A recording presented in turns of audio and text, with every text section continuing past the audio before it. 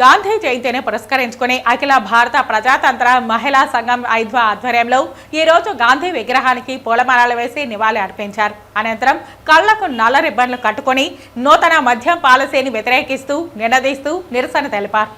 ఈ సందర్భంగా జిల్లా అధ్యక్ష కార్యదర్శులు ఎం జయంతి, డాక్టర్ పి సాయిలక్ష్మి మాట్లాడుతూ నూతన మద్యం పాలసీ అక్టోబర్ నెల నుండి అమలు కానున్నదని తెలిపారు. దీని ఫలితంగా జిల్లాకు రాష్ట్రంలోనే అత్యధిక సంఖ్యలో మద్యం షాపులు కేటాయించి ప్రజలను మత్తులో ముంచడం సరైంది కాదని పేర్కొన్నారు.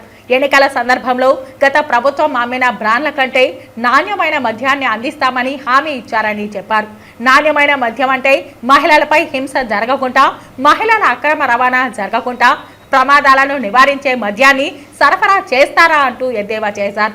తిరుపతిని మద్యరహిత ప్రాంతంగా ప్రకటించాలని గతం నుండి మహిళా సంఘాలు అనేక కార్యక్రమాలు చేపడుతున్నా ఇవేమీ పట్టించుకోకుండా జిల్లాకు అదనంగా మద్యం షాపులు కేటాయించడం ఏమిటని ప్రశ్నించారు. అంతేకాకుండా ఈ రోజు తిరుపతి లడ్డు పవిత్రత గురించి మాట్లాడుతున్నటువంటి నాయకులకు తిరుపతిలో మద్యం ఏరులై పారితే అపవిత్రం కాదా? పుట్టపర్తి, షిరిడి లాంటి ప్రాంతాలలో మద్యాన్ని నియంత్రించారు. మరి తిరుపతిలో ఎందుకు మద్యాన్ని ఏరులై పారిస్తున్నారో చెప్పాలన్నారు. తిరుపతి పవిత్రత గురించి మాట్లాడే బీజేపీ, టీడీపీ, జనసేన నాయకులు సమాధానం చెప్పాలని డిమాండ్ చేశారు.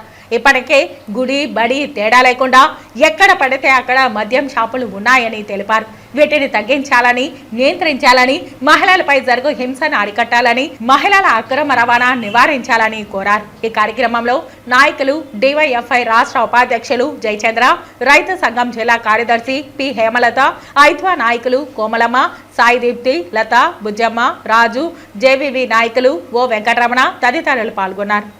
మద్యం పాలసీ పేరుతోటి ఈరోజు అంటే నూతన మద్యం పాలసీని తీసుకొస్తాము.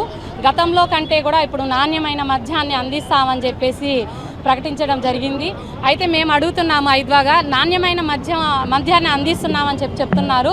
ఈ నాణ్యమైన మద్యం ద్వారా మహిళలపై హింసను ఏమైనా అరికట్టగలరా, లేకపోతే జరిగేటువంటి యాక్సిడెంట్లు ఏమైనా తగ్గించగలరా, మహిళల అక్రమ రవాణా లాంటివి ఏమైనా తగ్గించగలరా అని చెప్పేసి ఈరోజు సమాధానం చెప్పాల్సినటువంటి అవసరం ఉంది.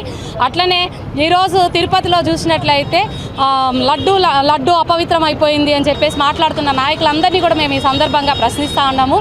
ఈరోజు తిరుపతిలో రాష్ట్రంలో అన్ని జిల్లాల కంటే ఎక్కువ మద్యం షాపులు ఇచ్చి తిరుపతిని ముంచి లేవనెత్తుతున్నారు మద్యంలో. మరి ఇప్పుడు అపవిత్రం కాదా అని చెప్పేసి సందర్భంగా మేము అడుగుతా ఉన్నాము. తిరుపతిలో కూడా అట్లా మద్యరహిత ప్రాంతంగా కావాలి అని చెప్పేసి మేము ఐద్వాగా అనేక సందర్భాల్లో మేము పోరాటం చేస్తున్నాము.